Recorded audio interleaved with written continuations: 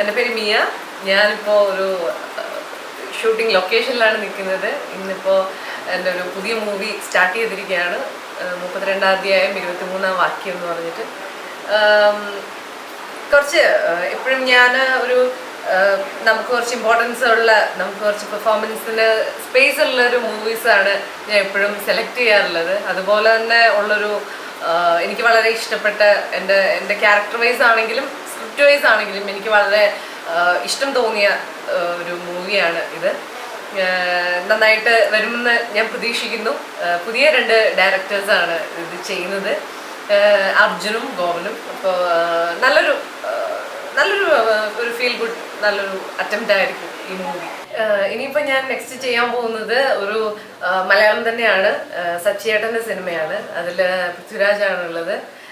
എനിക്ക് ഇതുപോലെ എനിക്ക് പരിചയമുള്ളൊരു ടീമാണ്. അങ്ങനെ അനാർക്കലി എന്നാണ് മൂവിയുടെ പേര്. ഇതിൻ്റെ ഷൂട്ടൊക്കെ സ്റ്റാർട്ട് ചെയ്യാൻ പോകുന്നേ ഉള്ളൂ. നെക്സ്റ്റ് മന്ത് അതിൻ്റെ ഷൂട്ടൊക്കെ സ്റ്റാർട്ട് ആവുള്ളൂ. ലക്ഷദ്വീപിൽ വെച്ചിട്ടായിരിക്കും ഷൂട്ട്. അതും വളരെ ഒരു ഞാൻ ചെയ്തതെന്ന് ഒരു വ്യത്യാസമുള്ളൊരു റോളായിരിക്കും. ഞാൻ ആദ്യമായിട്ട് ഒരു തമിഴ് മൂവി ചെയ്തത് ലാസ്റ്റ് ഇയർ ആണ്, 2014. അമരകാവ്യം എന്നാണ് അതിൻ്റെ പേര്. റിലീസായി. അതിലെൻ്റെ ക്യാരക്ടർ കാർത്തിക ഒരു നല്ലൊരു ക്യാരക്ടറായിരുന്നു.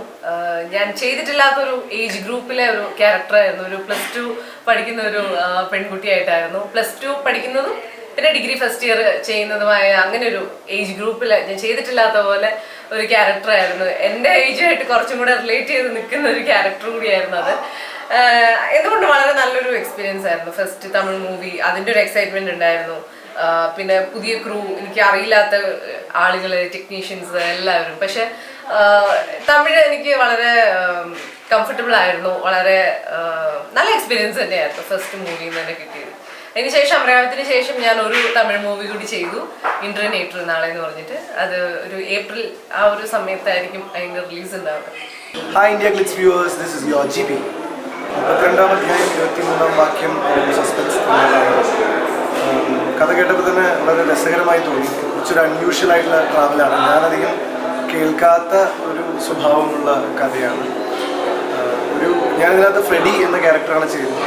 ഫ്രെഡി ഇന്ത്യക്ക് പുറത്തുള്ള ഒരാൾ ഇന്ത്യയിലേക്ക് വരുന്നതും ഇവിടെ വൈഫ് കൊടുക്കുന്ന ഒരു ഗിഫ്റ്റിൽ ഒബ്സസ്ഡ് ആയി പോകുന്നതും അതിൻ്റെ പുറകെ പോകുന്നതും ഒരു പസിൽ സോൾവിങ് മൂഡിലാണ് സിനിമ മൊത്തം.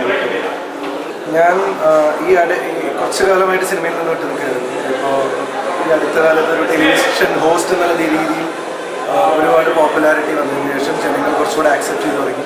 ഇപ്പോൾ കുറച്ചുകൂടെ സിനിമകൾ ചെയ്യുന്നുണ്ട്. കുറച്ച് സെലക്റ്റീവാണ്. ഇപ്പോൾ അനൗൺസ് ചെയ്തിരിക്കുന്നത് 32-ാം അധ്യായം 23-ാം വാക്യം മാത്രമാണ്. പക്ഷേ ബാക്ക് ടു ബാക്ക് സിനിമകൾ ചെയ്യുന്നുണ്ടാവും. അധികം താമസിയാതെ തന്നെ അത് അനൗൺസ് ചെയ്യുന്നതാണ്.